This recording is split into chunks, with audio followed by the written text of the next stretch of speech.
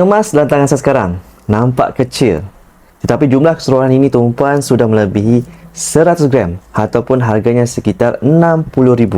Tanpa sedar, sedikit demi sedikit harta saya bertambah. Kerana ada emas, pasti kita ada duit. Sebenarnya tuan-puan, kita tidak perlukan 60,000 untuk dapatkan emas-emas ini. Dengan Public Gold, kita boleh sahaja mulakan tabungan emas melalui EcoMasGet atau Gold Accumulation Program serendah RM100 sahaja.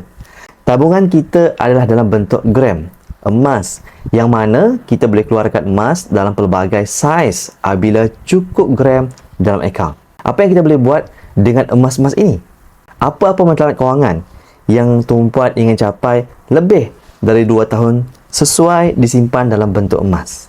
Saya bagi contoh mudah. Tuan-puan nak berkahwin, nak lansaikan hutang, nak menunaikan haji, ataupun tuan-puan nak menikmati percutian mewah di Eropah. Semuanya boleh disimpan dalam bentuk emas, dan emas ini boleh jual apabila sudah capai matlamat tabungan tuan-puan.